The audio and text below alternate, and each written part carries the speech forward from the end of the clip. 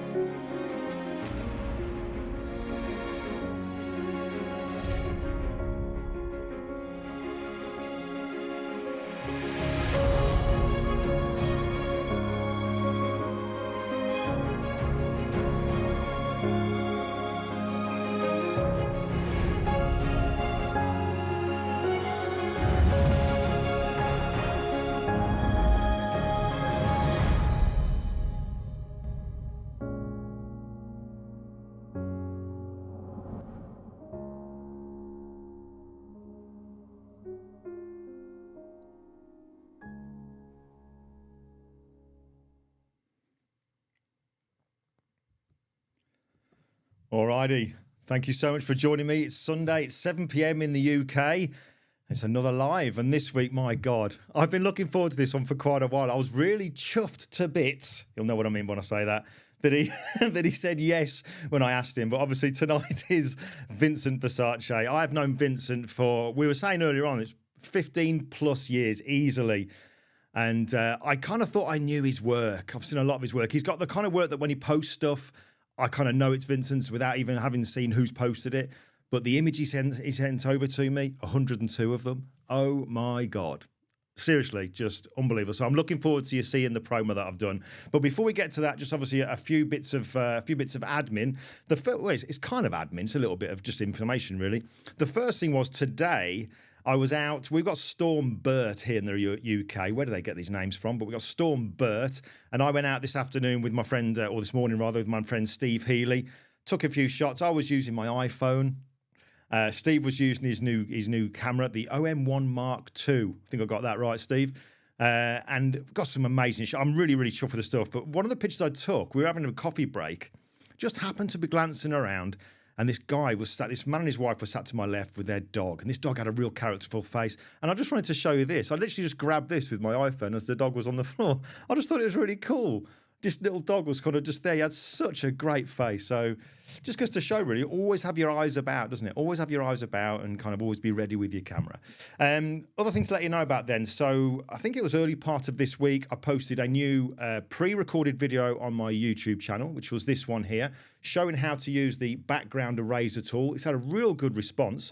So if you haven't seen it, check it out. I'll put the link to that in the description and in the blog post, which will go up tomorrow following Vincent's live with all the links that he kind of mentions and awesome stuff where you can go and find more about him. So there's that one. And this week as well, I think it's going to be maybe 2, possibly 3 pre-recorded videos that I've got coming out. So one of them is probably tomorrow, and it's retouching a portrait, just a portrait, only within Lightroom, but on the iPad. So that'll be one that I hope you find interesting. The other bit of news to tell you, or not news, other little request, is this one. I don't often say it, but just click on that subscribe button, which should just say follow. Helps the channel, and also you just get to know when these things are happening so that you don't miss out on any of the guests that we have coming on. So that was all I got for you for that. So that's the admin. I didn't want to take up too much time because I think this one's going to need the full hour, if not a little bit more. But let me just I've actually got a little bit prepared here to talk about Vincent here, because I wanted to make sure, because my God, there's a lot to talk about with this guy.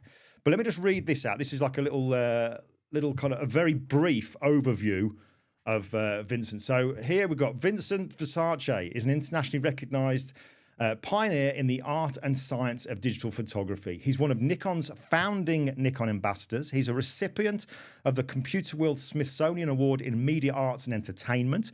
He's got the Schellenberg Fine Art Award and is member of the International Guild of Cinematographers. His work is part of a permanent collection of the Smithsonian Institute Museum of American History. His work has been highlighted in American Photo, Popular Photography, the New York Times, PDN, Professional Photographer, and obviously many, many more. He's also author of the best-selling books, which I've got, From Oz to Kansas, and the subtitle there, Almost Every Black and White Technique Known to Mankind, and the follow-up book, Welcome to Oz, A Cinematic Approach to Digital Still Photography. He was the original host of the Epson Print Academy. He's a Nikon legend behind the lens, a BenQ ambassador, has taught regularly at Photoshop World, B&H, the FBI, the US Navy Combat Camera, US Coast Guard and Marine Media Workshops. The list of associations and credits obviously just goes on and on. Folks, this is my friend, the incredible photographer that is Vincent Versace.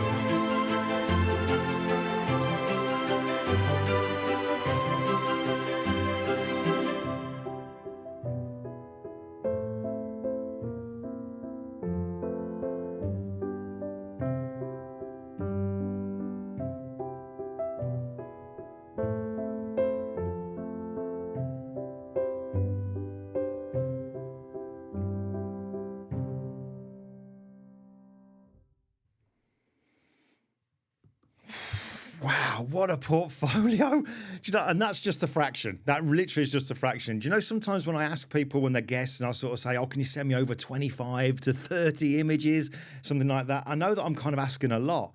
But with Vincent, it was literally, I asked for it. It's like, yeah, no problem. Bang, 102 images. Do you want any more? It's like, my God, just incredible. But that's enough of me talking. Let's bring the main man in. Let me unmute his microphone. So that's done there. And let's bring him in. So Vince, there he is. I can see you. Vincent, can you hear me? Yes, I can. I never know what to do with that. Oh man, that was. Let's just get you over to the side just a little bit. We want to see all your face there. Come on, there you go. Listen, that was just unbelievable portfolio of images. I know we obviously were talking beforehand and we've spoken during the week as well. But wow, I kind of know you as being mainly a portrait guy, but there's just so much to you, so much. And I don't think an hour's going to be long enough. But. Thank you. Well, if I have a minute, I'll tell you everything I know. So it's yeah, righto. But listen, no, thank you so much for doing this. I mean, the comments are already coming in. There's so much already. People loving this, and those comments will remain there forever. So be able to, and I'll bring those up in a short while as well. But listen, one thing I want to do, Vincent, to get us lubricated, get us ready, and get us kind of relaxing into this. Not that I think you need it, but.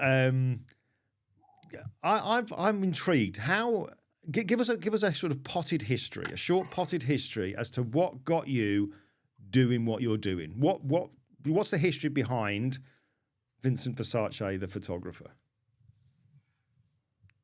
Okay. It started with my father losing me at Carnegie Hall.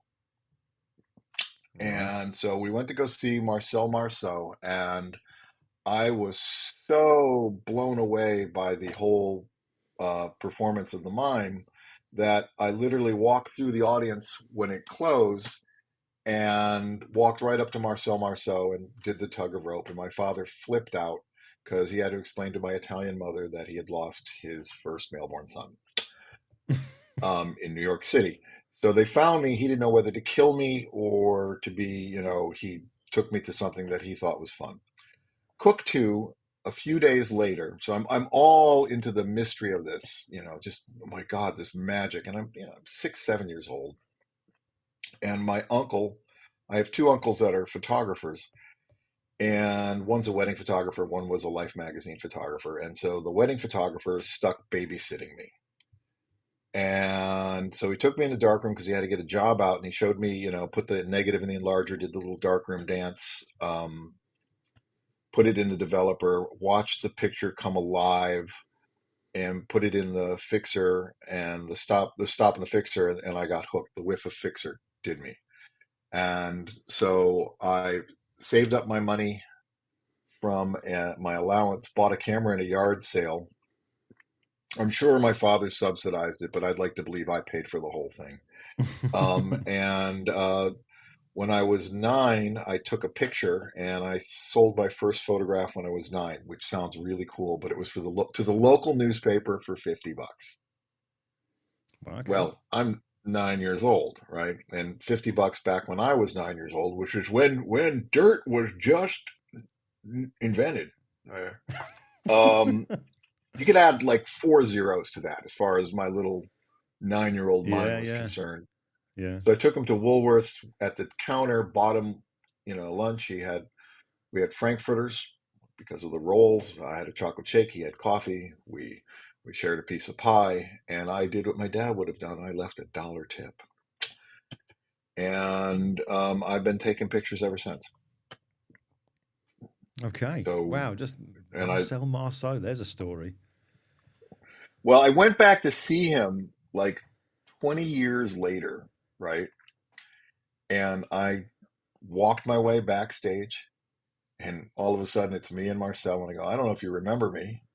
And I said, I was this little kid back in Carnegie. And he just points and he goes, your father almost killed you, huh? You're almost dead. It's like, yes, that's true.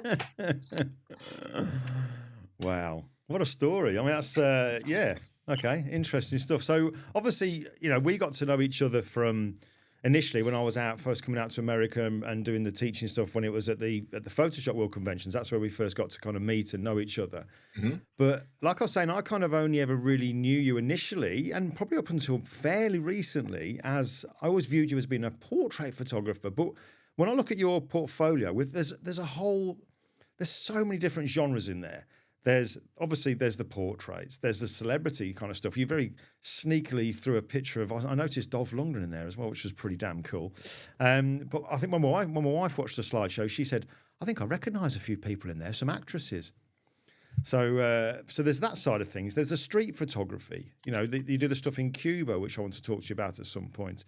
There's the landscapes, the architecture. It's just so much. What would you, if somebody was going to say to you, what do you do? How would you kind of say what you do? Because ordinarily, I mean, I'd say, oh, I'm a portrait photographer. What do you say? My job is looking for work. No, but that is what my job is, right? It's continually trying to find out. Well, I'm a photographer, and this concept comes from a gentleman named Mark Clegg. And Mark Clegg is the director of the music school. Now he's the director of the music school at the University of Michigan, which is a music school that's on par with Juilliard. It's a big deal. And Mark and I went to grad school, and Mark went to USC, and USC has one of the finest music schools in the world. And I went to the film school at USC where I got my master's. And he plays well enough to sit in the symphony, every instrument in a symphony orchestra. But he was there to study bassoon because he likes bassoon. I'm not going to question anybody's choice. You know, I'm from San Francisco. We have no bias. Love that place. Love it there. Okay. You want to play bassoon, you play bassoon. And so he wants to be a composer and a conductor. So the symphony was his instrument. And the reason why he learned to play all of the instruments in the symphony was because the symphony was his instrument. And to be a master musician, he had to master everything about his instrument. Right. Okay, I had a teacher. Every artist has an instrument, was what my improv teacher taught me. And every artist has an instrument. Dancers have their bodies, musicians have what they play, sculptors have rock, stone, chisel, painters have the canvas and the brush. I'm a photographer. My instrument is the camera. I wield a lightsaber. My job is to be taken. And so if I'm going to be a master photographer, which is what I want to be, then that means I need to master everything. So I shoot my portraits like landscapes, my landscapes like portraits. They cross-pollinate. There's no difference in the way I approach either one. All right, okay. Let me just stop you there then for a second, because that's really interesting what you say there, because I've had somebody say that to me going back maybe 3-4 years ago when I first started to venture out doing seascapes or landscapes. And I managed to get one that I was fairly pleased with. And they kind of talked about this overlap. What do you mean about it then? So you're talking about the way you treat your portraits is the way you treat your landscapes and everything else. How? In what way is there a common thing between them then? A landscape is in that fast, I have to capture the totality of the vista, right? Mm-hmm. I have to capture everything that there is of that vista. In a portrait, I have to tell the story of that human being. So everything that happens to that human has happened to that human being up to this point, I have to tell the story of. I'll show you. All right. So what I want you to do is I want you to tell me, I want you to say, hi, I am, and say your full name. Mm-hmm. Go. Hi, I'm 𝐁𝐞𝐬𝐿. Got it? See how that feels? Just observe how it feels when you say that. Now I want you to say, hi, I'm Lenny Bendel. Hi, I'm Lenny Bendel. Do you feel the difference? Oh, yeah. There's no habitation behind hi, I'm Lenny Bendel, but there's an incredible amount of habitation behind hi, I'm 𝐁𝐞𝐬𝐿. Okay? Yeah. My job is to capture everything that has happened to you in that moment in one photograph and get it so that you hide in the camera. So you're not hiding from me, you're hiding in the camera, and I capture what is you. Shia is a good case in point. That man looked right through me and took that picture. One shot. Hmm. I only had one shot of Shia. And that shot in the B&H coat room. And I had been stalking Shia for 15, 20 years. And finally, I said, can I take your picture? And he says to me, what are you going to do with it? I said, what do you mean what I'm going to do? I mean, are you going to do anything bad with it? I'm like, no, I'm not going to do anything bad with it. You're only going to do good. And I go, yeah, I promise I'll only do good. He goes, okay. Looks at me. I take the picture and he goes, see ya, and walks away. So he took the picture, and he has an incredible story, but not to get into his story, but to stick with this. My job is to tell the entire landscape of that man's life. I will tell you a little bit of the story. He's a Holocaust survivor. Right. At one time, he and his family owned half of London and sold it. And what Chaya did to do something with his time was he worked at B&H and he bagged camera gear and stuff. He'd show up when he showed up and he'd leave when he'd leave. And the attitude at B&H was, well, it's Shia. And, well, he has his own agenda. He went there because he needed something to do, not because he needed the money. And he wanted to be productive and he wanted to add. But the man was one of the most peaceful human beings I'd ever met. Mm-hmm. But if you look at his photograph, the entire history of that man's life is etched into his face. And Yeah. there's a sadness and an innocence and an openness and a not innocence all at the same time when I look at that picture. I see that picture every day in my studio, looking at me, literally saying to me, are you going to do good? I have a picture of Aung San Suu Kyi that I took where, to be able to get it, I had to promise her that I would do nothing but right. And so I look at these two pictures, and they're always the reminder of to do the right thing. So Vincent, let me just stop you there then for a second, because obviously everything that you say there about that portrait is absolutely right. As I look at it, I'm sure everybody who's watching this now, as they see that portrait, they can see what you explain. The fact that he is somebody who's a survivor. You can see the life etched in his face, in all those wrinkles. You can see it's all there, and in his eyes. But what is your process for actually getting that out of somebody? Because, it's very different to having somebody sat in front of you and you just take a picture of them. But what you've got there is what I would say is a portrait. Do you know what I mean? So how are you getting that out of him? Are you spending more time talking to him before you take the shot, or what? What's your process? Well,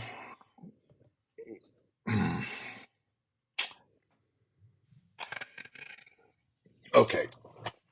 I don't take pictures. They take me. And so the trick, and I can talk all around it, but to get you to, I owe my career to that woman. I absolutely owe my career to that woman. That's Faith Salie.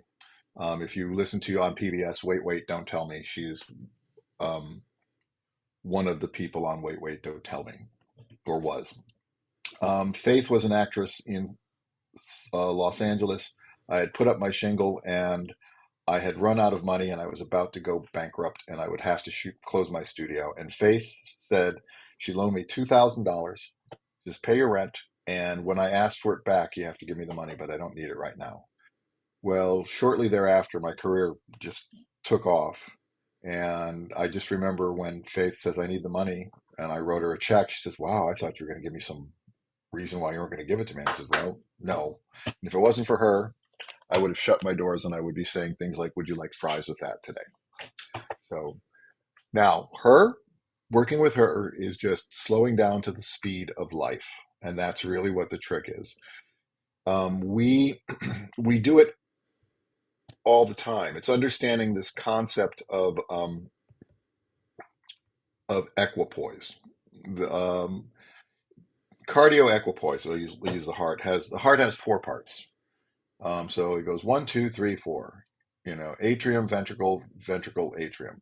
And so there's a point at which the heart is not pumping per se, and it's not moving, but it's not in motion.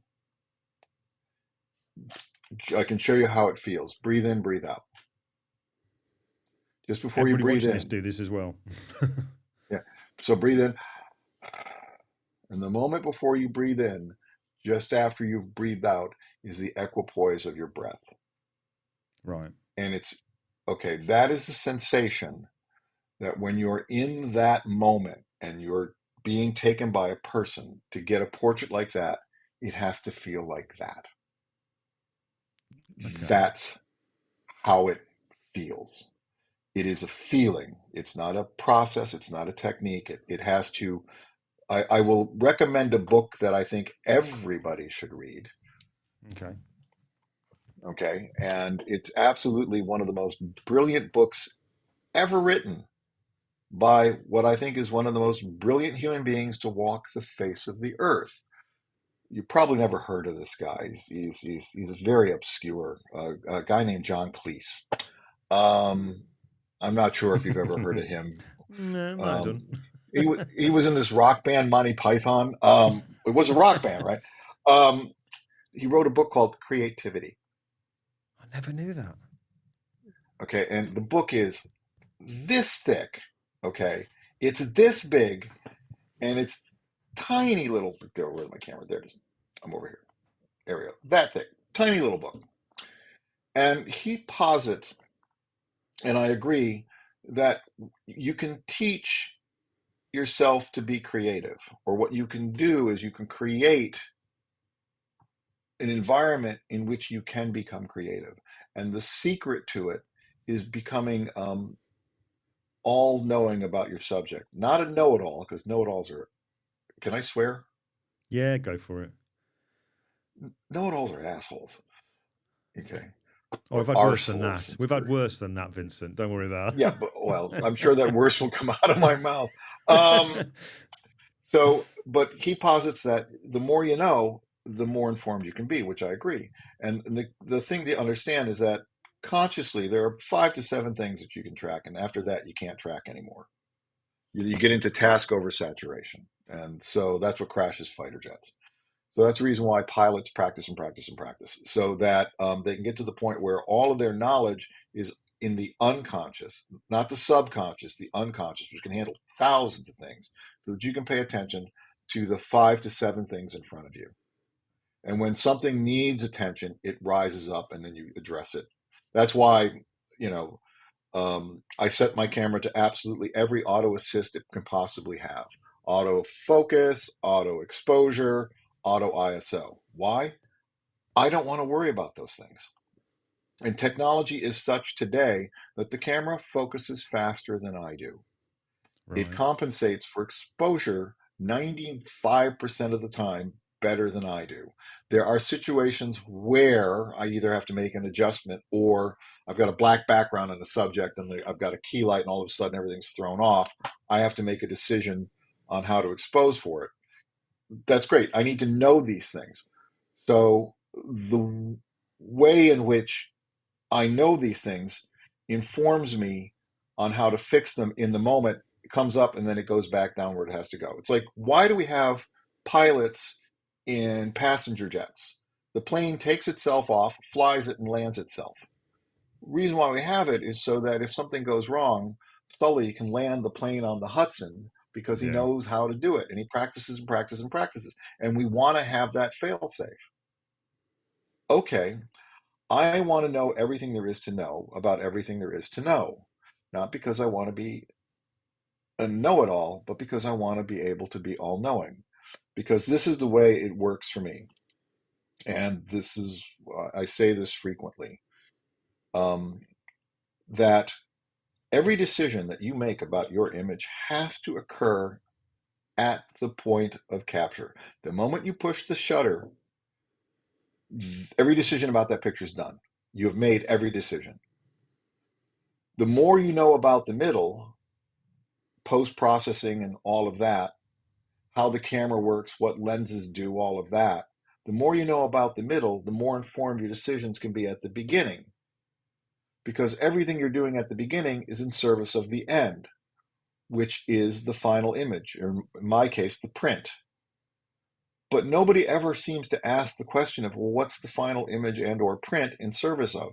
It's in service of your voice, which happens where? The moment you hit the shutter.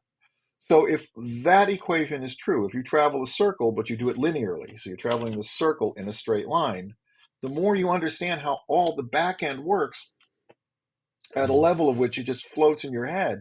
I can pick up the camera and go, oh, just over here, da, da, da, da, da. And it's no, hold on, don't, 1 second. Don't go anywhere. Keep that. Keep smiling. You can do it. I have faith. Doesn't work that way. You know, things happen at the speed of life. You have to travel at the speed of life. So to be able to travel at the speed of life, you have to be able to float with it. So what's occurring is I am not leading somebody. They're doing something to which I am reacting. Their reaction is in reaction to my reaction, which is in reaction to their reaction, which is reaction to my reaction. So what starts to happen is I start following the follower, and the follower starts following me. And no one's leading and no one's following. We're both leading and following at the same time. And if you can get into that rhythm, if you can slow down to the speed of life, what happens is life shows up. Confucius said, oh boy, so going on with still scratch. So going with that then, obviously, you know, we're talking here about, there's one thing I'm thinking of that you're talking about that every photographer should have, and maybe I'm thinking it more towards being a portrait photographer. But if I was to say to you then, with what you've just said, what would you say, not the technical side of things, but what would you say is the most valuable skill a photographer can have? Silly. Be silly. Learn how to be silly. Right. I don't speak any language but English, and I barely do that. And yet, I have the ability to communicate with anybody. There you go. There you go. Yeah. Okay. Because I have the ability to be silly. And children play. Children don't take notes. Adults take notes. They don't play. The reason why plays are called plays is because you're playing. And the reason why actors are called players is because they're playing. So it is engaging in play. And you can have serious play and you can have humorous play, and you can have serious silly and you can have humorous silly. But the ability to simply show up and go there, right? I used to do ballet. You wouldn't know it to look at me now, but it's true. And back when I was, in my 20s and going to college and studying all sorts of stuff. Yeah. So when I need to communicate to a Cuban dancer, which they are the best dancers on the face of the earth, the ballet dancers, I can say jeté, I can say port de bras, I can say plie, I can call a position, but they can't give me what it is that I want. But if I kid with them, right, and I get them to do stuff and I do my silly ass little dance thing and they start laughing, what I connect with is I can get them to do the things that I want.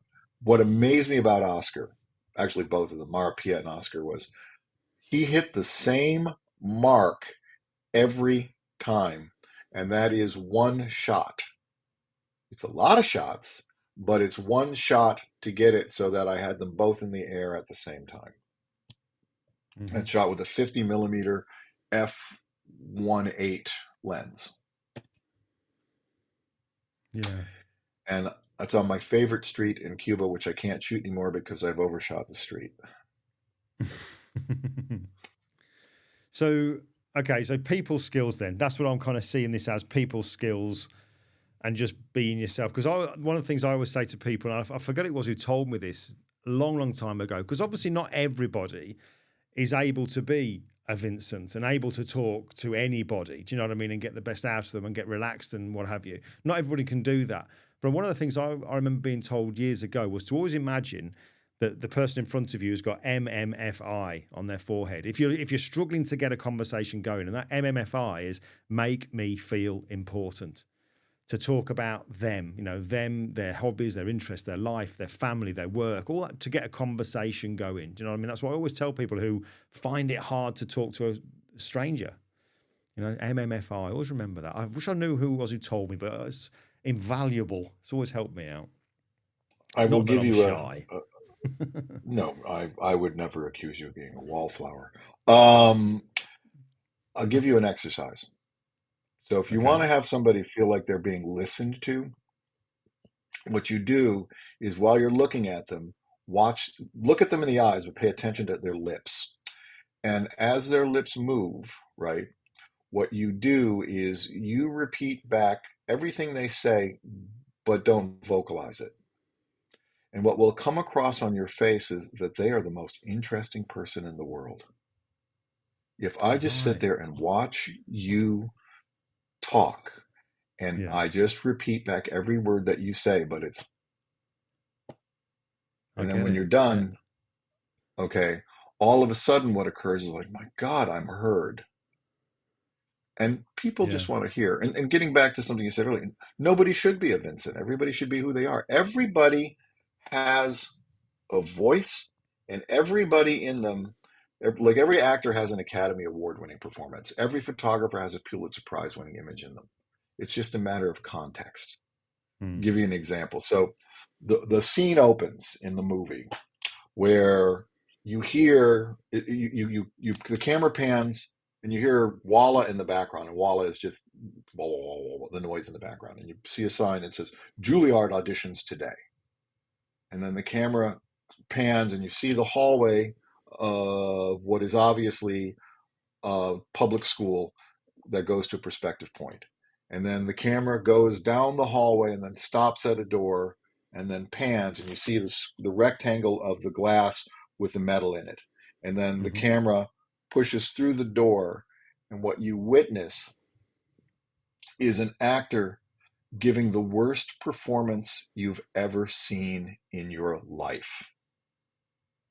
Now, if it's in a movie and you film it that way, all of a sudden you're saying, my God, this actor is amazing. Look at how well he performs bad. Well, he may Yeah. actually very well be the worst actor you've ever seen. But in that context, it becomes an amazing thing. Everybody has in them, is what the point is, an Academy Award winning performance. Yeah. Everybody Yeah. has in them at least one, if not many, incredible photographs. Usually, what gets in the way is people second guessing and questioning themselves or worrying if somebody's going to like their pictures. I know that this every time I say this, I listen to myself say this, and I literally say to myself, "You are an asshole for saying this." But bottom line, I don't really care if anybody likes my pictures. It's not required. I like my pictures. That's all that's required. And the reason for that is if I'm trying to make pictures for somebody I don't like, Mm. or somebody I don't know, rather, I at best hope that the person that I don't know has good taste. The only person whose opinion at point of creation that I can count on is mine because it's the only person that's there. So I make pictures that when I'm done look cool to me. And don't get me wrong, I love it when people love my pictures. It really makes my day.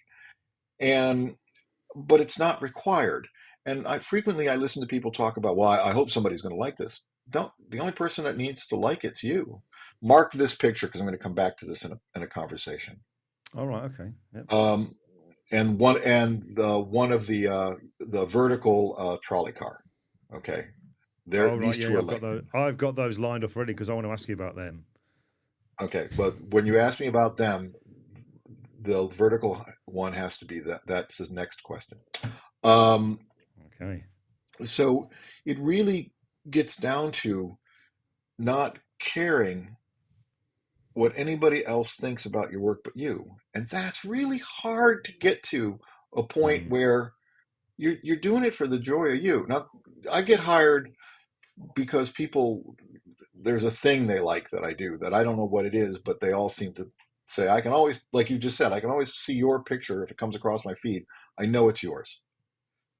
Um, so with that said, that's what I get bought, get hired for. I've never been asked. can you do something?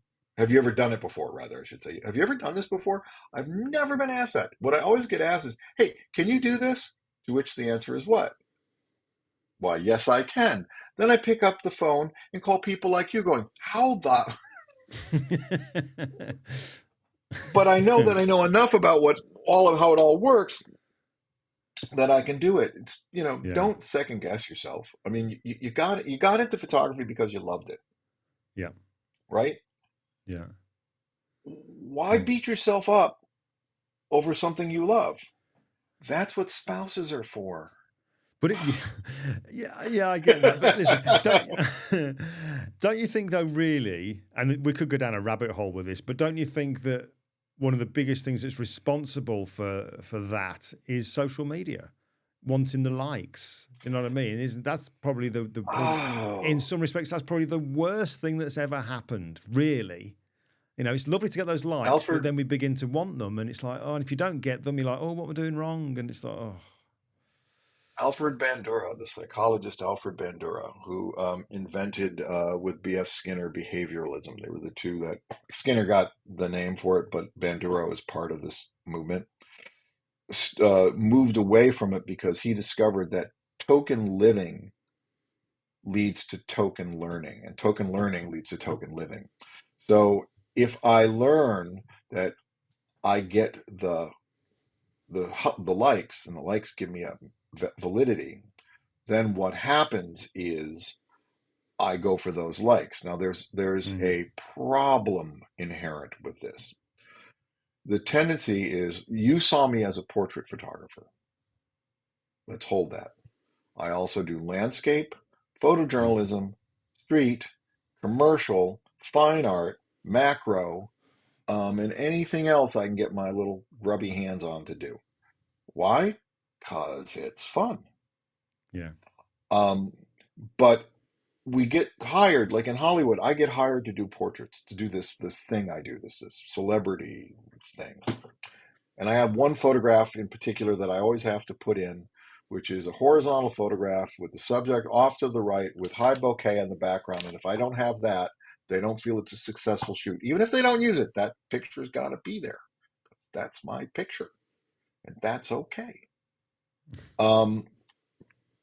But the point with this is you get into a groove. People hire you because of that groove. And then that groove starts to become a rut. And then that rut starts to become a hole. Then that hole starts to become a grave, and you die. And so all of a sudden you're trying to figure out, well, I used to get all these likes when I did this thing. Why am I not getting these likes? Because you're not evolving. And the key is, and I learned this from the schools that I went to. I went to a school that had 6,337 applicants. Of the 6,300 plus applicants, 18 graduated. Wow. 200 were accepted, 18 graduated. You want to talk about competition, cutthroat competition and creativity? Can I tell you what the secret to success was? Stop caring about what anybody else thought. The minute I stopped caring, if you cut me, then I know something about you. You're dumb. And I'm not going to compete with anybody else. Nikolai Baryshnikov said this. When I dance, I do not compete with others. I merely compete with myself. And so I practice at being better. The only person I can compete against is me. Yeah. Everybody else has a right to have their voice. Everybody else has a right to show their work, and everybody else's work is the state of their art. How do you say, oh, well, I'm much better than you? No, I won't do it. I refuse to do that. I believe that all we can do is get better. We all are at the edge when we shoot. The journey to the edge may be longer or shorter for others, but we always are at the edge. And that's where you want to be, and you always want to evolve. And so as a photographer, for you, it was landscapes is a bit of a stretch at the moment, right? Okay, that's because the muscle's weak. So when you have a situation like that, what you have just found is congratulations, your new best friend is landscapes, because you can do portraits like no tomorrow. Well, that's great. We're going to go to our comfort zone, and we're going to keep going and going and going because that's comfortable. What you need is you need to stretch, and how you're going to stretch is you're going to face plant just the same way you face planted when you start doing portraits, right? Were you the epic portrait photographer that you are today, doing those incredibly beautiful, moody ass photographs that look like they're out of World War II? Or did that idea evolve? See, I do look at your work. Yeah. It And evolved. it evolved, right? So it didn't just erupt, okay? And now all of a sudden, when you have to go do a portrait, somebody says, hey, I need a portrait. And there's no anything. Can you do it? There's no light, there's no nothing. You go find some shaded area and you look at the sun and you go, okay, we can do this in a half hour because the sun's going to hit here, bounce there, and I can light into a shadow. All of a sudden, everybody thinks you're a genius, when the biggest rule of portrait photography is light into a shadow. Mm-hmm. You know, bounce the light into the shadow. Bounce light is prettier than hard light. Okay, great. We have some dogma. We can all hang our little dogmatic artist hat on. But it's just being willing to play. It's like I pick up a camera and I did an interview. I hope that this gets to see the light of day, for BenQ, where I interviewed 𝐷𝐻𝐻𝐿. Oh, superb. And Jay's been my mentor for, decades. And he said something that just absolutely blew me away. He has since he left his studio, and there's a movie out called J Myself you should watch. Mm-hmm. Okay. Since he has left his studio, he has thrown away 2.5 million slides. My God. Let that sit in. Now, I photograph the same way that Jay does, which is I shoot. I just shoot and shoot and shoot. Like Cuba is 32,000 captures. And this last trip, which is a lot of pictures. And I just finished going through the first cull and have culled it down to 210 out of 32,000. And of the 210, wow, I'll probably produce half. Wow. So why do my pictures look amazing? Because it's a numbers game. You follow the moment and you shoot it. You see it happening. It's like little kids, right? So you have little kids, and if there are a bunch of little kids and one kid starts to do something because they see something, follow that kid that started, because all the other ones will follow. So then you know to track what's happening, and you start shooting as it evolves, so that when you come back in, you can go da da da da da da da da. Do you know, I kind of find it really refreshing to hear. I think you're probably the first person that I've had on this. It's kind of really refreshing to hear you say, going back right to the very start when we started speaking about what you take photographs of. You're not just somebody who says, right, I'm a portrait guy. You can do so many things. And it's refreshing that you're not saying to people, the key to success is to show that you're good at one particular thing so people know you as a. Whereas really, rather than the way I'm kind of interpreting this is, rather than being known as a portrait photographer, the goal is to be known as a master photographer, somebody who can get the same feeling and emotion and reaction from a portrait in a landscape, and so on and so on and so on. And on that there, the reason I say this, Vincent, is because I see D. Potter Photography has just posted this, which I think is a big thing, really. They put, I finally feel good about being a photographer uninhibited by the need to commit to a single genre. I think that's a big thing. For somebody to just suddenly come out with that is like, that's almost like a light bulb moment. Do you know what I mean? For them to think, do you know what? Yeah, it is all right for me to do more than just this, because I like doing this. Why can't I do it all? Did you see it? Everybody, yeah, because I'm backwards on the screen. Everybody, raise your right hand. All right. All right. I am By doing the this. power by the power invested in me as a Nikon ambassador, I hereby grant you all photographic immunity. You no longer take bad photographs. Just some are better than others. There you go. Do you know, I actually did have my hand up for a short while. And you have my permission. That's your Jedi mind trick there. Right. If you need it, and I agree with you. It's like you shouldn't be encumbered. You shouldn't say, "Oh, I just do that." Okay. Yeah. That becomes so limiting. It's like pictures you could take, you don't take because you think you shouldn't take. Take everything. Yeah. If it moves you, if it's interesting, if it's cool, take a picture of it. Period. You know, it's like I got known as I was a flower photographer. And the reason why I became a flower photographer was when I was testing cameras, I would get the cameras with the menus half in Chinese or half in Japanese, half in Spanish, and, you know, maybe one or two things in English. So I had to figure out what the camera was doing, and flowers don't talk back. And so all of a sudden, my flower pictures were all test pictures. And then I went, oh, that looks cool. And then I made prints to give as gifts. And the next thing you know, I didn't know you shot portraits.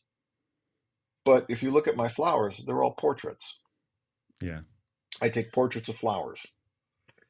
Yeah. You know, I get it. So it's good. It's like it is literally like everything. It's like a light bulb moment. I love it, and I love the fact that D Potter has posted that as well, because that means, you know, he's really got something from this, as is everybody else clearly. But listen, I could listen to you as clearly everybody could, given these kind of gems here. I'm just absorbing it. I'm trying to be a sponge this evening, taking it all in. But one thing I want to kind of get you onto as well is you mentioned about those two pictures of what did you? I call them trams. What did you call them? The trolleys. Let's have a trolley car. So let's bring these ones up here. I'm intrigued what you wanted to tell me about they're cable cars, but yeah. Yeah, these ones, I love that. I absolutely love this, but I also love where's the other one? Where's the other one? Is it this one here? Let's have a look here. Hold on a second. 20. I love it's that one. All right. I absolutely love that. What is it you want to say about that? This one is tied to the black and white. Let's go back to the first one. All right. Okay. Let's just go back to this one.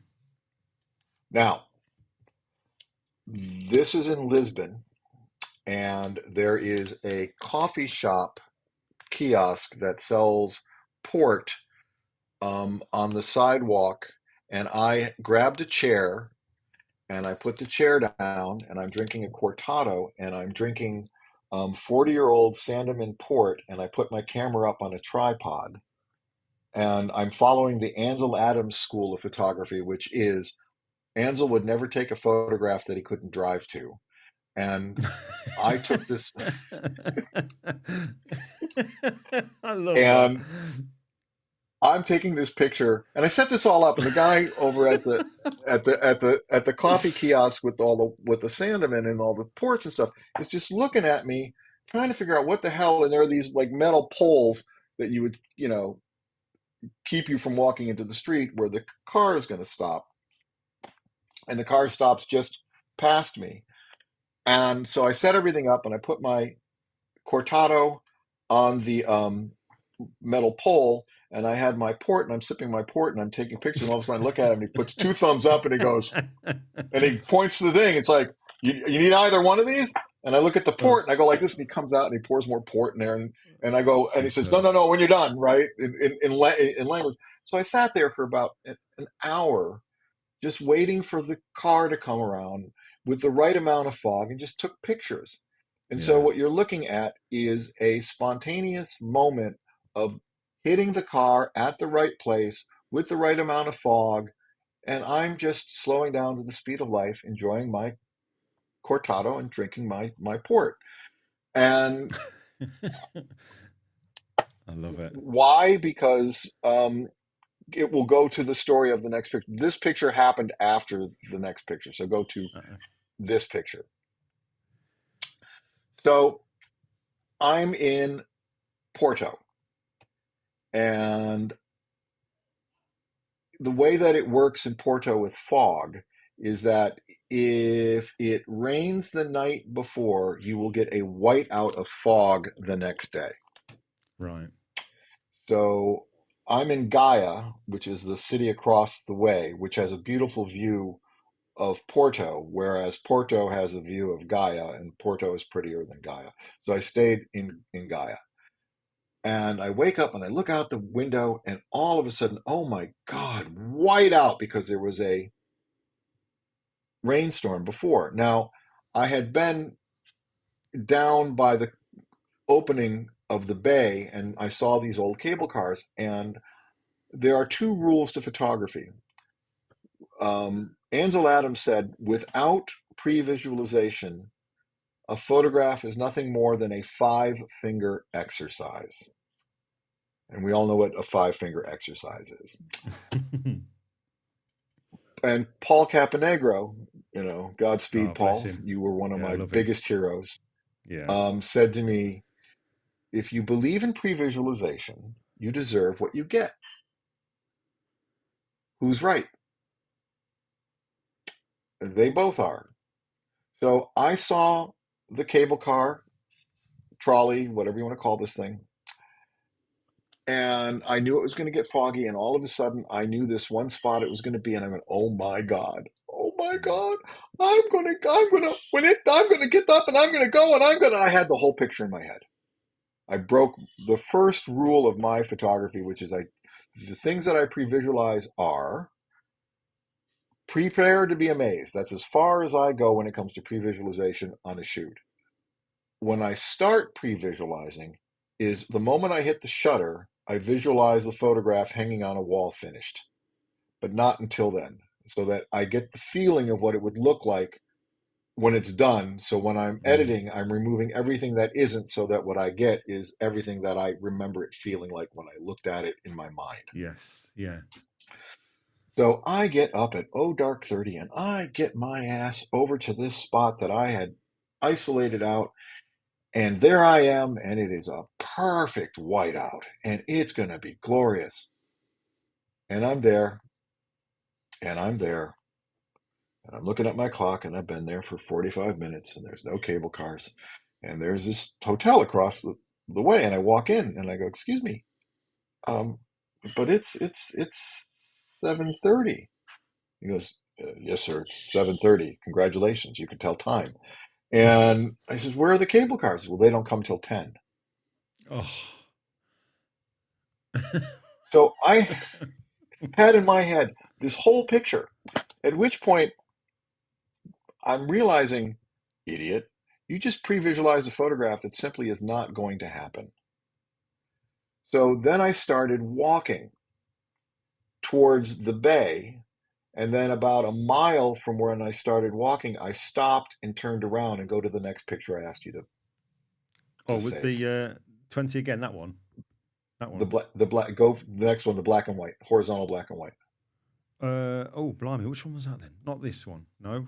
No, that's color. Did I bring one up? Which one did I bring up? This Yeah, one? I told you to mark. No. Nope, it's Oh, hold on a no. second. I wrote it down. I know which one it is. It's this one here. There you go. Correct. So that's turning around and looking the other way.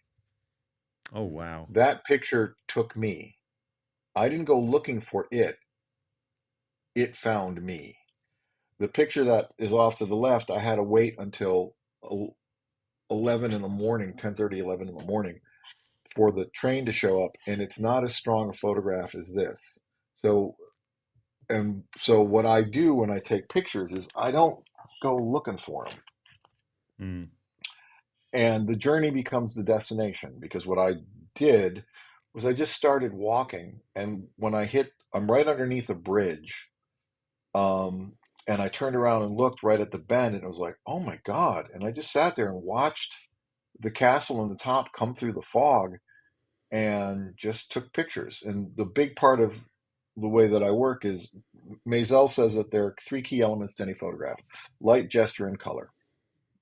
Because I can't leave well enough alone, I have four: light, gesture, color, and time, specifically timelessness. I want to create photographs in which you look at them, you don't know when they happened.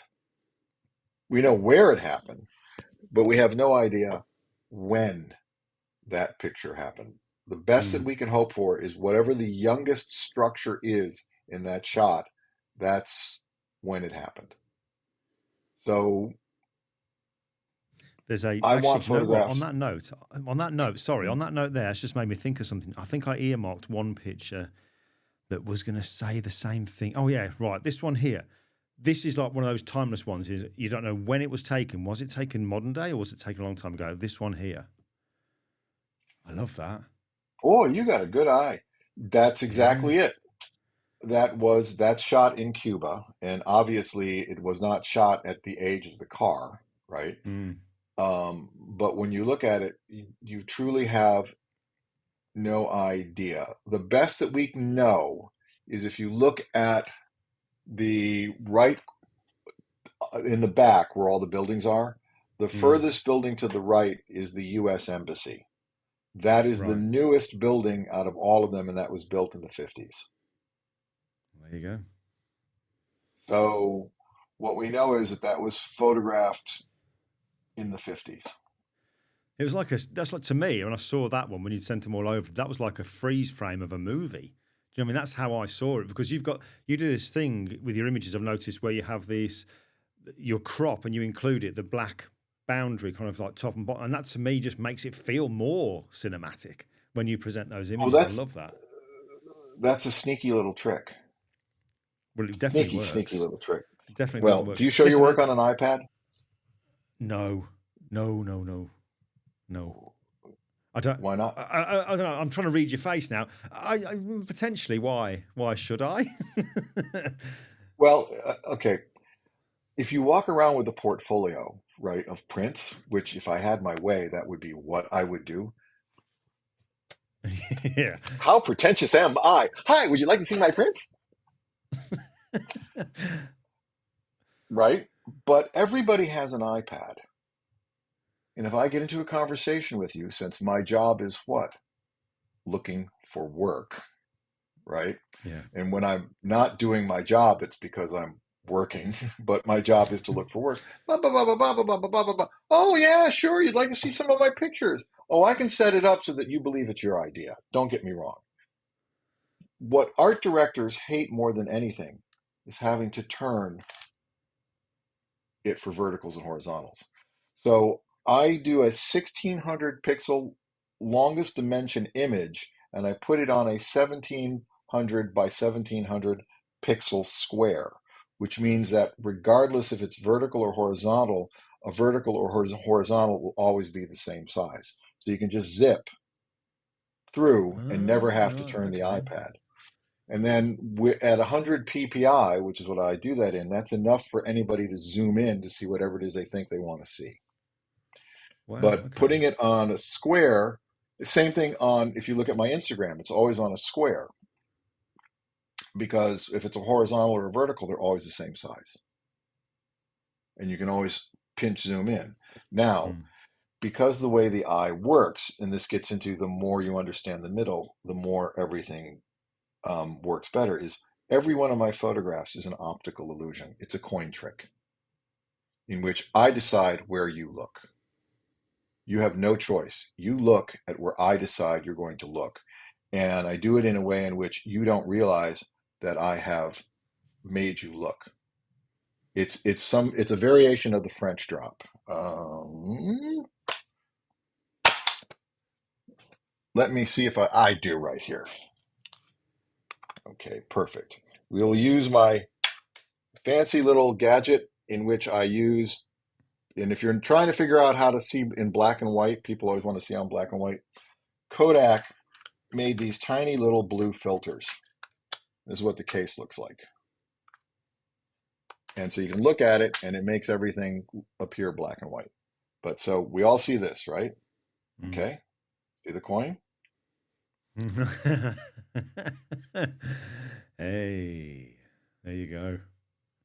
All right. So my job is to decide where your eye goes. And how it works is you have areas of attack in an image and areas of retreat in an image. The areas of attack are the areas of strong contrast, strong focus, strong light, etc. The areas of retreat are the ones that have less sharpness, less focus, and more blur. Because the eye recognizes patterns first in light to dark. And the eye doesn't want to look at anything. It's always in a seek mode. And my job is to make it so that you can't stop looking at something. So I want you to see the building first, and I want it to look three-dimensional. So the way in which this works is, if you notice the way the light pattern goes, you start at the bottom of the building and move up. And the way in which the contrast pattern works is everything forces you to see this thing come up, and the sky contains the least amount of contrast and the highest amount of blur. So that when you look at it, the building looks like it's going to come right out of the picture. And I made it really a point does, when I yeah. framed it to not crop the top of the building off, but to ride it right up to the tip so that it fills that frame. And so the Flatiron building looks like it's coming right out at you. It's an optical illusion in which when you look at it, I hold you. And the longer that I hold you looking at the picture, if you're in a buying mode, the higher likelihood I have of you freeing a cemetery of dead patriots out of your wallet and reburying them in my wallet.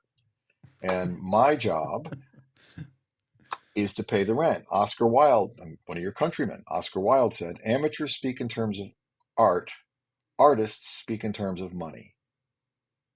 I have to pay the rent with making stuff. And so do I make art? Art's an accusation. I don't think of my work as art. I think of my work as expression. People accuse it of being art, in which case in that moment and only in that moment is it art. But as far as I'm concerned, it's just something that took me. These are postcards from the vacation that is my life. And I'm always amazed when people like them. And I'm always happy and very, very, very blessed that that has helped pay the rent. So I just showing some of those architects. I was going to bring those up there. I got some of them marked up there. I just love the architectural ones, like that one there, where it's literally like, feels like it's coming forward. Do you know what that one there? If I just bring that one back up again, I think it was this. Yeah, this one here. I don't know why. It's just the shape of the building makes me think of a picture that a very good friend of ours, Bert Monroy, did. And is it called Le Dome? The one that's on that corner in France? I'm in that picture. I'm in that picture. Oh, well, there you go then. Yeah, because he showed when I was over. Obviously, I saw him last week, but it just makes me think of him with that angle of that building, the way it's coming out. As soon as I saw it, I thought, oh, it reminds me of Le Dome that Bert did. I mean, so right. I want to ask you about. He's decided that in all of his pictures, I'm a truck driver. You're actually in every picture on my wall. You're on my wall to my left here because I've got the big New York Times. Yeah, I'm driving a truck. So whenever there's a truck, I'm the driver. I wanted to be the guy going, you want to buy some jewelry? No. Yeah, watches, silks. Truck driver. Yeah. Truck driver. Right, I want to ask you about this image here because this is the one that my friend Steve Healy was mentioning today, and I kind of remember the backstory, but this is going to be for the benefit of others because I want to hear the story about the picture, but I know if I remember rightly, there is a story about something that happened at the hotel as well, and it's this picture, and it's this picture here. There's somebody that says hello from Paris, okay, and so the person who says hello from Paris, if I'm incorrect, please chime about the things that I'm going to say about this picture. So this was back in 2009, which was the year we all wanted to forget business-wise because it was the Great Recession. And, I was looking at unemployment as far as the eye could see into infinity. And so this is February 2009. And I have a bazillion frequent flyer miles. And so a friend of mine said to me, hey, you want to come to Paris and speak at the Thomson Technicolor international convention that we're having? We'll put you up in a hotel. You can eat off the craft service tables. You just have to get here. Sure, I can be broke and upset in Los Angeles, or I can be broke and upset in Paris enjoying fine food. Was not a difficult choice. So I get on this airplane It's a 740, Lufthansa 747, and I get the last seat in the last row, in the middle, in the back of a 747. And I am stuck between two people that make me look skinny and one person in front of me that makes me look skinny, in which the chair broke. So I'm like this in the flight, feeling like a human pimento in a large human olive. And this is a 16-hour flight. We get off, I go through customs, and I go through de Gaulle with a camera bag full of camera gear. I do not recommend any human being to do this, because if you have to go through customs and you're from out of the country through de Gaulle, that is a 2.5 hour nightmare. So 2.5 hours after being on an airplane for 16 plus hours. So I'm at 18.5 hours. I get into a cab, the sun is setting, and there are no leaves on the trees. And Paris in February, when you're driving through it at sunset, is bleak. It is just, it's just bleak. And it's gray and it's overcast and it's cold. And I get to the hotel, and they had just remodeled this hotel. And the hotel had this sign of a 1920s bellhop holding a card in every language, in which it says, "Come join the club class. Become a club class member by getting your club class key." And anything that had a C was spelled with a K. And I just remember thinking, if I get a club class key, am I a member of the French version of the KKK? And I'm just, at that point of loopy, where I'm making weird jokes about everything. So I join the club class and I get my club class key, and the bellman puts my bags on a cart, and we go to an elevator, and he puts the key in the card slot, and we zip up to the 25th floor of this hotel. And it opens up, and here is this floor that has, 30, 40 rooms on it, and a big open area in which literally has the charcuterie and cheese boards and champagnes and wines. It looks like every cow, sheep, and pig donated to this thing. And I'm just excited. Oh my God, this is great. I'm a foodie. This is great. We walk down this hallway, and I'm thinking, private hallway, fancy buffet, big ass We've room, dropped on here. big Yeah, yeah. ass room, bag. And I look to the side, and I forgive me if I screw the French up, but the sign says something to the intent of room did the machine the elevator or something like that. But something like, I look at it, and elevator and machine are involved. I don't speak French, and I just look at it.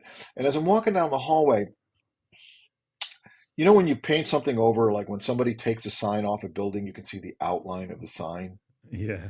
And so the door had been painted over, and there was a number on the door, but you could tell that there was a bigger placard on the door, but it was painted over. And so we open up the door, and the door almost hits the bed. And I step into the room, and the hangers are halfway hanging out of the closet. And it was a bedroom in which, to get my stuff in, we had to put one suitcase on top of the desk in which the bed served as the chair, um, two Oh suitcases my in the God. combination shower, toilet, um, room. There was one room, and then one case on the bed to be named later as to where it was going to go. And so the bellhop says to me, or bellman, "Would you like earplugs?" I says, "I don't, I don't think so. I don't think I need them." And I could have sworn he said, "You will." And he walks out the door. I'm from San Francisco. This is important at this moment. All of a sudden, this room starts shaking. And I think it's an earthquake. And I go running to stand in a doorway, and then it stops. And then I look at the window, and it's all fogged over. And why it's all fogged over is not because it's foggy outside. It's because I'm right next to the HVAC system for the hotel, and it's creating fog. And then I look, and on the back of the door is the fire exit door or fire exit sign. Now, no matter what renovation they do, they always keep that particular thing to tell you where the fire exits are. And the room was designated closet de linage, or linen closet. So I go down the hallway, into the elevator, down 25 floors, walk to the desk, and I say, I would like to speak to the general manager now. And he says, about what? My room. You put me in a linen closet. Monsieur, currently, none of our rooms are currently linen closets, which is true. They're rooms now. I said, well, you have to move me. You have the room you paid for. Of course, I got the cheapest room in the hotel because, I'm freeloading. I get it. And I said, well, where's the general manager? Well, he's not here. He's left. Well, when will he be in? He'll be in at 7. Okay, so now it's like 10:30 at night. I get into the elevator, go back up. I figure, well, shit, I'll just eat myself into oblivion with all that fine food. I get to the top. They had closed the buffet, and they have a sign with the little guy in every language informing me that the Club Class Cafe, KKK, is closed, KKKKK, and will open at 8 a.m. Feel free to drink as much coffee, KOFFE, as you would like. So I go into my room, I put on my sweats, and I basically, every time I'm going to fall asleep, the room shakes me awake. I get up at 7 a.m. Now, here's the picture. I have a cashmere overcoat that I bought at Century 21 in New York that was Armani, and I paid $300 for a $3,000 coat, which was great, but it was $300 coat. I'm not going to spend that much money on some clothes. I'm wearing a t-shirt, a pair of sweats, and I'm barefoot. I walk downstairs. I say, I would like to speak to the hotel general manager now. And the gentleman he's bald, his back is to me, he says, Monsieur, as he turns around, I am the hotel general manager. And I look at him, and his eyeglasses say Versace on the sides. His tie, Versace, Versace, Versace, Versace, Versace, Versace. And as he leans in, his jacket, Versace. Belt buckle has the Medusa on it. And I just think to myself, I haven't slept now in 32 hours. I own you. I own you. And I figure, in for a penny, in for a pound, right? So I look at him and I say, let us do this in English so we have no misunderstanding. Not Italian, not French. I don't speak French. I don't speak Italian. Because I cannot believe that you would put me in a linen closet. And I give him that 9-yard stare. And he goes, Monsieur, none of our rooms are currently linen closets. I go, really? He goes, you have the room in which you paid for, you have the room in which you deserve. Really? He goes, what is your room number? I am telling you, and I give my room number, you have the room that you you didn't get to cooked. And he just looks up and he looks at me, and I'm going,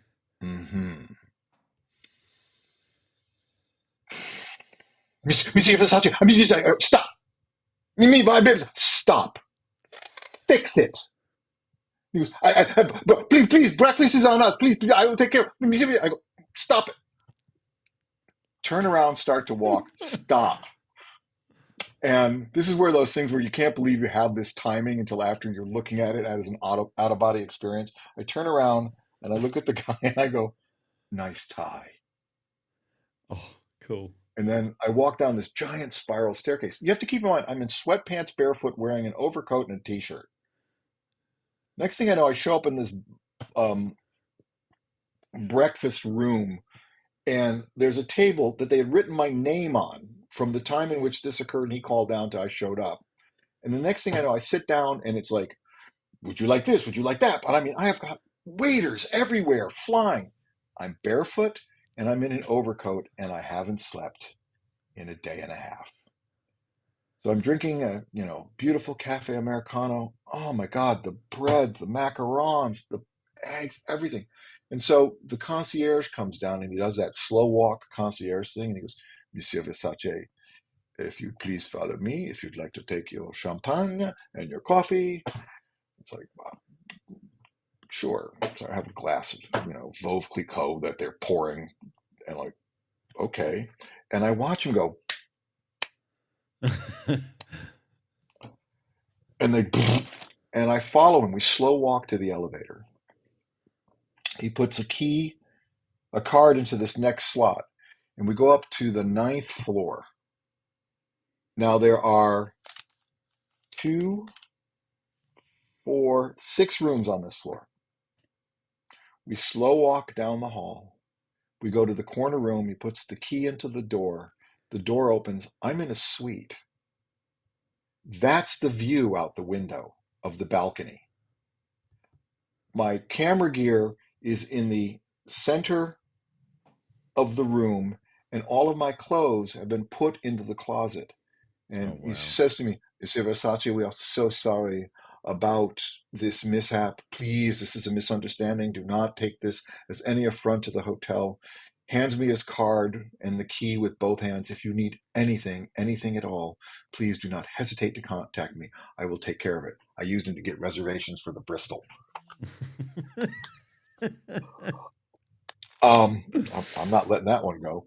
And so at this moment, I look out the window, and it never snows in Paris. At the moment that I'm standing there looking out this window, it was as if somebody said, and cue the snow, and on 5, 4, blizzard. And it just did that. So I grab my tripod. I'm barefoot. I put my camera on the tripod. I zip out there. I put it on the balcony. I go, shit, it's cold. I have a remote. Close the door. I take a picture, and I hear, I go to the door, open up. Monsieur Versace, this fruit basket. Thank you for your coming. Great. Close the door. Champagne. Great. Close the door. The fresh bread you like. Thanks. Great. The macarons you like. Thank you. Another Cafe America. Thank you. And so as I'm sitting here taking this picture, I'm eating, and the steam's coming off the bread with the butter. The French do butter like nobody does butter. Oh, and I'm eating this bread. Oh, and I'm drinking this coffee. And now when I look at this, what I'm hearing as a soundtrack, because like San Franciscans aren't very good at driving in the rain, my observation is that Parisians are not necessarily very good at driving in the snow, because all I hear is the sound of cars hitting each other and Frenchmen swearing at each other. So that's a soundtrack for me for this picture. Now, the lesson I learned from this picture is timeless happens from the 4th floor and above, because the age of a city occurs from 4th floor up. Uh-huh. Modern is 4th floor down, where you see the banners and all that. And when you look at that picture, you have no idea when. All we know is that it's around the time the Eiffel Tower was Yes. completed. Yeah. And so it was absolutely, for me, my pictures are stories to me, right? So the reason why it's called Paris in Snow is because it's Paris in snow. I used to give all my photographs titles that I would name them, and I had somebody on my first book, in the gallery of it, I had a picture of leaves that I had taken where the light's hitting it, and it's called Hearing the Whisper of the Green Fairy. Now, Why it's called Hearing the Whisper of the Green Fairy is that it was the first time I ever had absinthe the night before. And Oh, absinthe blimey. is referred to as the Green Fairy. And Yeah. let me tell you the hangover I had the next day that I'm working on this picture and I'm looking at this thing and it's like, oh yeah, I was listening to the whisper of the Green Fairy, all right, going, idiot, you shouldn't have drank that much. And I'm not a big drinker. So for me, it's a pivotal photograph and lighting technique, and I named it that. And so somebody wrote a review, stop it with the SUDO intellectual names for your pictures. Okay, pseudo. Oh, that's what you meant. Pseudo intellectual titles for your pictures. We get Yeah. it. You don't need to be so airy fairy about it. And like, they're all the titles to my pictures are punchlines to jokes. Like the photograph that you led with were of New York City of the Empire Oh, State yeah. Building This one on the here. that Yeah. one here. I That's love one that. shot. Okay, it took me 2.5 hours to get that shot. That's me riding across the Williamsburg Bridge on a train, okay, and putting the camera in frame waster, going, brrr, looking at it and going, shit, getting off the train, crossing over to the track, driving up taking a train up 5 stops, getting back on, getting in position, brrr, shit, getting off the train, and doing this for 2.5 hours until I got it. So that if you look at the picture, the V where the two girders connect, Yeah, the yeah. line from the building and the line of the Empire State Building all line up. It's just amazing. I love that. And so you get the motion, right? And I have the camera tracking the Empire State Building in follow focus. And so whenever I see this picture, I hear Gershwin's Rhapsody in Blue. So the name of this photograph is Rhapsody in Gray because it has a meaning to me. It's not anything made up other than it's Rhapsody in Gray. It's my Rhapsody of New York City when I think of that. And this comes from a self project, which I invite all of you to consider giving yourself self projects because this has been a lifetime self project. My father's from New York, and my father um, was a rocket scientist. The best way to describe what he did. He was a rocket scientist. He designed the hydraulics for the Saturn V and the crawler, which Wow. brought the rocket out. His last project was designing the hydraulics for the Abrams M1A1 tank. Guy was a rocket scientist, Wow. but he mispronounced everything, and he had a New York accent so thick that you thought he was a Teamster. And so, yay, you know what? I like that. I like that Peanut Nua wine. That Peanut Nua wine, the Burgundy stuff. That's oh my God, Vin, I gotta tell you, that Merlot's a grape. Not as good Yeah. as a Cabernet Sauvignon grape. And that's my dad. Oh, bless. So my father would tell me stories about growing up in New York. And what I would do when I'd go to New York is I'd try and find the echoes of his stories. And so that shot is part of this project. The Yeah, I love it. I photograph love of that. of the little girl coming through the fog of the World's Fair. I went to that World's Fair with the Unisphere, and I remember that view. I remember seeing that, and so I always would. He's since passed away, but I still continue doing it. Yeah. Well, listen, I'm gonna have to kind of, as much as I don't want to, because I could just keep going and going and going, and I'm conscious already. We didn't have a break.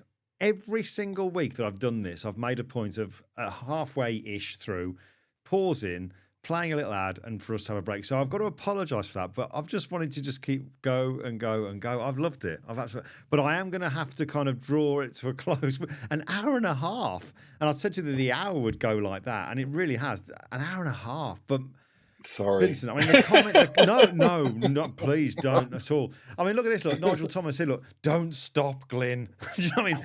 I've loved this. Listen, I've got to ask you, would you come Shoot. on again in a few months' time? I'd Oh, love, because anytime you want look me. at this, look at this. I've got so much that I'd love us to go through. And when we started off and the stuff, and in fact, let me just bring this up here. I'll press me graphic just for the hell of it. I'll press me graphic. There we go. Didn't need to, but hey, why not? Let me just dive over to my favourites. As we were talking there, and every time it was either you or a picture, I was trying to look for some of the comments that were coming in, but you've got to see some of the stuff, just a fraction of some of the stuff coming in that people have loved this. And I'm so pleased. I'm not surprised either, but Norman has put totally absorbing recollections and philosophical advice. Thank you, Vincent and Glyn. I could listen to him all day. Love this guy. Yeah, tell that to my wife because she says, shut up. I can listen to Vincent for hours. I mean, it just goes on. And I know those comments from people like Kirsty, and I've put them all up, but absolutely fabulous. And I've scribbled away. I didn't even know about John Cleese's book. I'm going to have a look for that, see if you can still get it on Amazon. It's brilliant. And you can get it as an audiobook. Oh, well, that's even better then. Yeah, even better. Cool. But Vincent, I knew this was going to be good, but I love your work. I've always loved your work, and I know that every now and again I'll message you and say I could tell that was yours before you saw it. So, but I'm so grateful and so thankful to this business that me and you met. Do you know what I mean? Because you are one of those guys that I hold in very high esteem, and if I could just be a fraction of the photographer you are, then I will feel as if I've kind of, my mission to be a photographer was accomplished. I really do. I love your work, and I've been blown away playing your putting together your promo, which I will play at the very end of this, but in a few moments. But before we close, I'm glad you're going to be back on again. I'll give you a shout, and we'll kind of arrange when that will be and stuff. But where would you suggest that people should take a look at what you're doing and all that kind of stuff? We've got your, let's have a look, press this button here. There you go. We've got your website up. The details of this I'll put in in the blog post and in the description part of this video. There's details about your workshops as well in there, which I should highly suggest that people take a look at, because we haven't even talked about the workshops that you're doing. My God, there's so much that we could talk about. But where would you suggest, where else would you say, this is where I generally post? You mentioned Instagram. So I'll put the Instagram handle in the post as well. Anywhere else at all, or are you a Facebooker? Because we have no choice. Yeah. I have an opinion about the internet, and my opinion about the internet is best summed up with, let us look at the world today. And there you go. Okay.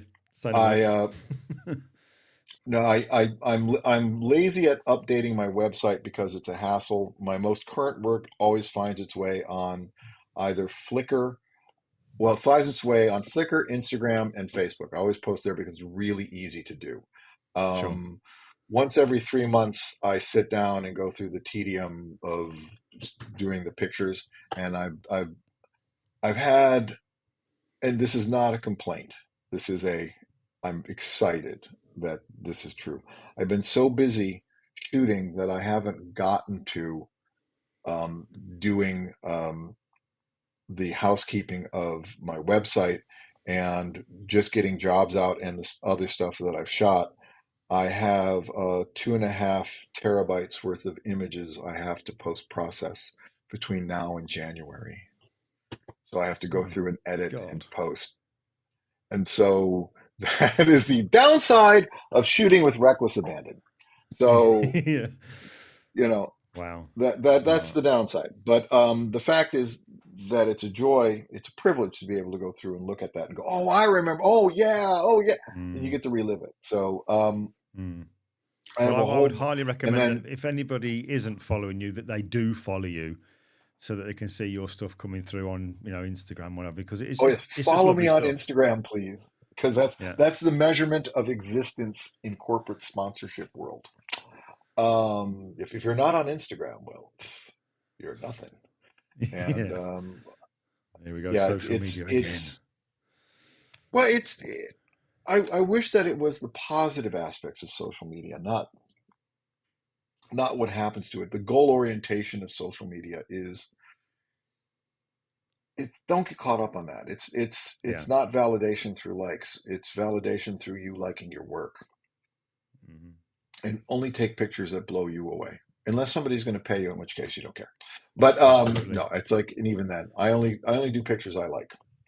Well, I'm gonna post this one again because I think that this has kind of hit home with me, that it's obviously had an impact on D. Potter. Brilliant, and absolutely brilliant, D. Vincent.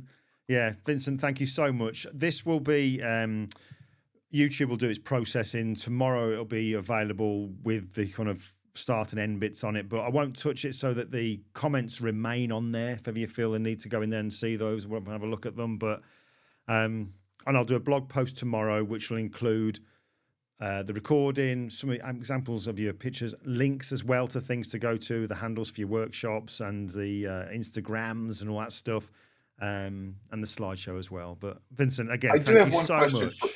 Go for it. One business question for you. Yeah. That video that you started with on BenQ, the commercial. All right. Yeah. Where did you get that? From BenQ. And can you send me that? Yeah. They sent me a few of them. I've got like a folder. I'll send you what I've got. So I'll send them over to you. So you've got them. Yeah, because to put this proof of concept together of the 4 photographers that I interviewed, I'd like to lead with that. Yeah, cool. Yeah. And so that, it leads into all that. That would be very helpful.